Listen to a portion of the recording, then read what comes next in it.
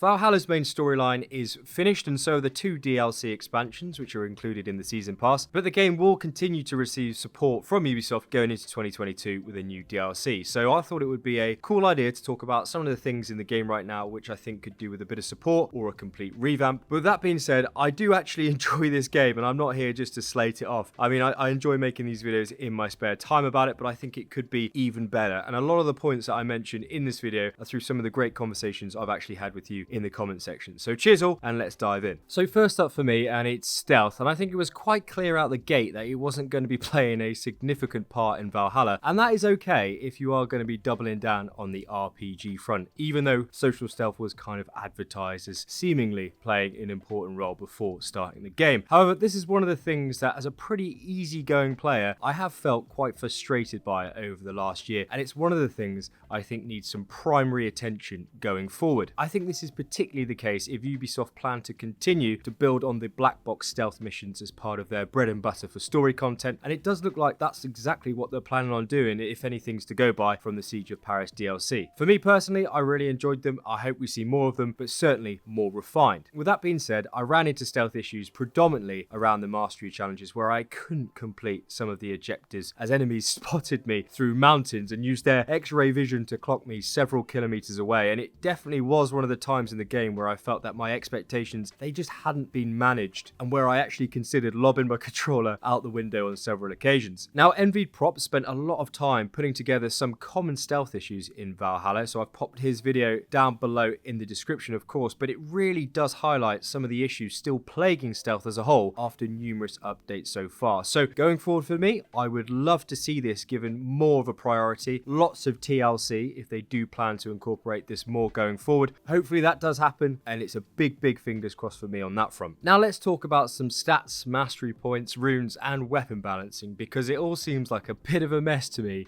truth be told. Now in total, I've put in a 300-hour shift into Valhalla, which is by no means of a flex, by the way, as I know some of you pioneers have actually quadrupled that playtime. But my point being is, after all this time, I still find it really challenging to get my head around the actual stat mechanics in the game itself. It's like it's purposefully designed to be ambiguous, and I think it's there more because it just has to be there in an RPG game rather than actually being there to really assist us in any sort of build or playstyle development. Now, Polar Bear in our Discord community is on a Dumbledore wizarding level when it comes to everything that is stat build orientated. He spends hours of his time poring over the statistics and testing every aspect of the game. And with each update, he actually tells me that Ubisoft continually shadow fixes and tweaks the stats in the game, which actually then don't appear in the patch notes. In fact, he says the stats are not comprehensible at all, deliberately undercodable and a total mess, and I think that is the issue. I'm not actually sure that Ubisoft even know what their combat stat system is all about at all. So going forward, as players, it would be great to have a definitive and clear answer on stat caps, rune bonuses, and confirmation if mastery points actually do anything. Equally, when it comes to weapon balancing, the Galebog Spear is the most overpowered and ridiculous weapon I think I've ever seen in an RPG game. If you want an easy ride, just equip it with gun gear or even Molyneux, and you can literally steamroll the game on any difficulty. So some sort of balancing regarding weapons would be really welcome. I'd also love to see builds return. They were a big success in Odyssey, but unfortunately I just can't see this happening in Valhalla's lifespan, which is a little bit of a shame, to be honest. So when it comes to camera options, I think being able to actually have a close quarters camera field view option in combat would be a great feature and kind of add to the immersion in the game. I think if we were to then combine that with some new animations, I think that would also be very welcome. But saying that, I do think that they're aware that the kill animations can get very repetitive, hence Ubisoft adding the feature in a few months ago to actually turn off the zoom in kill shot in the options menu. I'm also not going to pretend that I have any idea when it comes to game development, so I don't presume to know how long it would take to actually make these kill animations in a game within the size of Valhalla. Equally though, from a fan and player's point of view, it really would be great to actually see more, especially if you actually enjoy running with one weapon type and rarely change it up. Seeing the same kill screens over and over again can really become quite mundane, and if they're actually adding new abilities with new animations every 5 weeks or so, perhaps we could sneak in a few more for combat, which I think would be well received by everybody. Now let's tuck into some armor sets and helix packs, and it's always going to be a contentious issue in the community, and it's always going to be a big talking point. But first up, thanks to Valkyrie, Nika, Nico and Dennis in our Discord community for confirming this, but at present we have 20 helix packs available for purchase in the store. Store, and 24 armor sets in-game, including the DLCs, with an additional 4 legacy outfits that you can actually obtain if you're connected to Ubisoft Connect. So in total, this means that currently 40% of the armor sets in Valhalla can be purchased separately, which, to be honest with you, is quite staggering. And perhaps this is made even more so when in the last 3 weeks we've only picked up a few armor set pieces at Reda's weekly shop, and I'm going to discuss that in more detail shortly. Now, I'm not saying here that the Helix Store should be completely eliminated. If I'm being honest with myself and being completely realistic, it makes too much money from a business point of view. They're going to keep it. That's fine. I get that. But for the armor sets to be creeping up to the halfway mark in terms of offerings in the store comparatively to what you can get in the base game, I think that is a pretty bold move, to be honest, and in my mind I don't think it's entirely consumer friendly. So moving forward, I'd like to see that armor set percentage balance out around 10 to 25% of the total armor sets available in the base game comparatively to what's available in the store,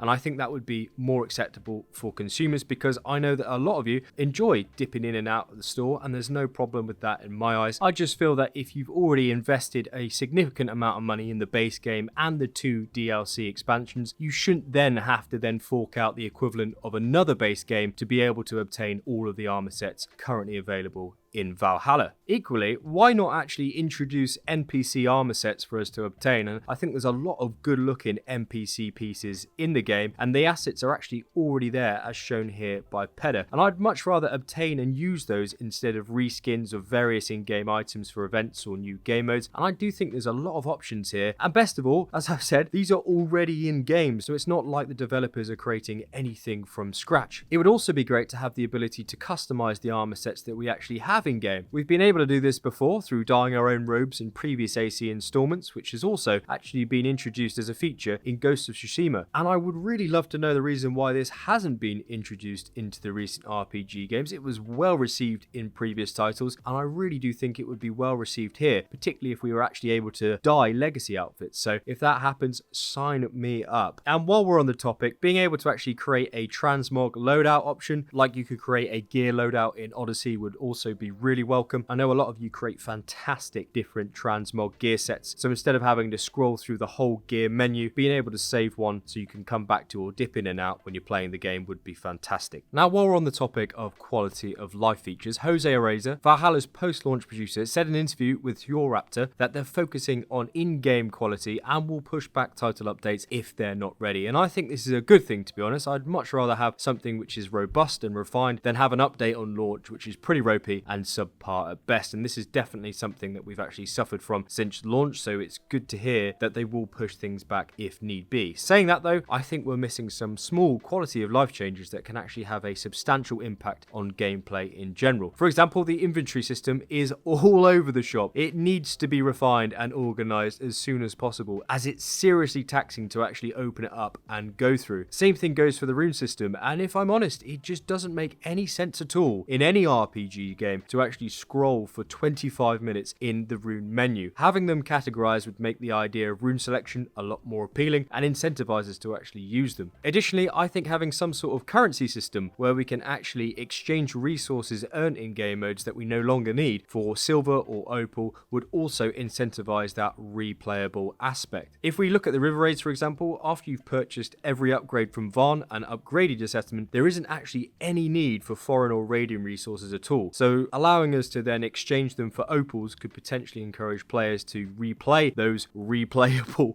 river raid game modes on the off chance that you could actually purchase more items at the weekly and daily reset at Reda. And by the way, folks, if you've picked up any value from the video so far, a quick like on it down below would be very helpful, and it actually helps push it out to more people. So hopefully Ubisoft will see it and take on board some of these points and work towards making the game better for all of us. So thank you very much. Now moving on to Reda, and it's been a number of weeks since we've actually picked up anything significant in terms of gear or weapons. In fact, at the time of recording this video, I believe it's 1 weapon and 3 pieces of gear in the last 3 weeks, which is incredibly poor to say it mildly. Going forward, I'd love to see some specific slots in the Reda reset which are guaranteed to have gear or weapon drops, so we know we can expect at least 1 of each per week at the absolute minimum and not end up with a weekly reset of several different tattoos and cosmetic schemes. I personally don't have time for settlement cosmetics or facial tattoos when it comes to a weekly reset. I feel that having a Reda shop full of them devalues the mechanic, as they're just not valuable enough for people to spend significant opal on. I find this especially so as it is time consuming to collect opal in game, and I don't feel like the trade-off for time spent grinding opal to opal purchases is balanced when it actually comes to tattoos and settlement cosmetics. That is just me personally. I'd much rather spend my opal on an awesome weapon than a tattoo scheme that I will most likely never see on Avil. So going forward, out of the 6 Reda slots, I'd love to see 2 guaranteed armor pieces per week, with 1 guaranteed weapon slot, and the remaining 3 being as kind of wild card choices, which we've already got anyway. And I think that would be pretty reasonable to me comparatively to what we've got right now. Now moving on to clothing, and I had to get this one in here, and I know it is a very minor thing comparatively to the grand scheme of things, but it's something I know a lot of you would also like to see significantly improved, and that is just clothing and cloth physics as a whole, specifically around the cape as well as the hood option in combat. Now you may have noticed that when it actually comes to your cape, it's pretty much stuck to Eivor like cardboard. It doesn't blow in the wind and it doesn't react to your direction of movement. It's kind of just stuck to your back. Now I guess this would be okay if this had always been the design in the series, but the thing is, it just hasn't. And I genuinely believe that the small details really add up and meaningfully contribute to an awesome final product. And with the clothing physics arguably being more advanced in the Ezio collection games 9 years ago, as you can kind of see here, as well as progressing to some lovely movement in Unity as well as in Origins, I can't help but feel that this is just a bit of a step backwards. But just to reiterate, I know that it's super minor and I completely appreciate that, but fluidity over rigidity would be something I would love to see going forward in regard to all clothing physics. Also, big shout out to Incognito on our Discord, who put together this awesome video of Eivor fighting in combat with his hood up, and it looks absolutely fantastic. This is something that I'm pleased to say is coming to the game thanks to Your Raptor's interview with Jose, who also confirmed that it will be implemented in Valhalla in the future. We've got no date as of yet, but sooner the better, I say. I've also popped the links to both their videos down below, so definitely check them out. Very much worth your time. Now at the moment, we don't have any system in the game which allows us to pick up new gear, weapon or opals from any sort of content unless it's brand new. Now Jose said to Yor in the same video that roaming bosses will be back in some form, but not in the same context as we know them right now, which I think is encouraging, because if Valhalla was to incorporate a mercenary system just like Odyssey post finishing the game, you'd have a lot of players more engaged with the game in between title updates, especially if they did provide you with Drenga type of boss fights, rewarding you with perhaps opal and some sort of progression system. I think would be very welcome. In Odyssey in particular, you had to defeat 52 high-ranking mercenaries, and then after defeating each one, they would subsequently be replaced with a new one within 10 or 15 minutes or so, and each mercenary had strengths and weaknesses and offered you a little bit of a challenge and also dropped unique loot for your troubles. But on top of that, they didn't just appear on the menu system. You sometimes had to proactively find out who they were and where they were, and we've actually seen that feature in Valhalla already in a few quests so far. And I'm not suggesting each mercenary should drop a piece of gear, even though that would be pretty awesome, especially if it was the NPC gear assets that we've just discussed earlier. But having a system like this that's incorporated into the opal economy system could be good fun and very rewarding. Unfortunately for me though, having a weekly patrol of the same enemies as a Reda contract that can be cleared within 10 seconds just does not scratch that itch for me. So some sort of development here would be great to see going forward. It sounds like they're doing it. Let's hope it's going to be a banger. Now moving on to replayability, and from the get-go we were told that Valhalla was going to be continually updated, emphasizing that replayability on specific game modes. And we know that New Game Plus has been confirmed by Jose, but it won't be coming to the game anytime soon, as they're prioritizing new content over the ability to actually start the game afresh with all your gear. In fact, Jose said that the team's focus is creating dynamic new content for all of us instead of actually being able to replay the game again. Now with that being said, having played all of the festivals and the game modes, which I do need to remind myself are completely free, but even so, they have been enjoyable and fun in parts. But on the whole, if I'm being truly honest with myself, I haven't actually found them to be massively rewarding from a player point of view. I've picked up new reskins of weapons and gear that I've never used, and I can't actually recall a meaningful plotline or storyline that has actually stood out to me. I also can't help but feel that instead of the festival content, which is largely replicated in regard to in-game errands and quests, that resources could perhaps have been better distributed elsewhere or towards something that could have actually had more significant impact on players, or actually their opinion of Valhalla as a whole. And I'm thinking here a brand new mercenary or Drenga system that we've just discussed, or perhaps the implementation of a new Game Plus system that actually allows us to replay our favourite arcs by walking up to the war table in Ravensthorpe, or certainly replaying specific boss fights or missions that we really enjoyed. To me, as a big AC fan and engaged player of the series, it seems like such an awful waste of developer time, resource, and massive team effort that goes into making this content for us, to then only be able to actually tuck into it once and then never have the opportunity to come back and give it another go. I think this is especially pertinent because we've picked up New Game Plus in previous titles very early doors, which was a very big tick from the community, and it's a bit of a head scratcher for me why this mechanic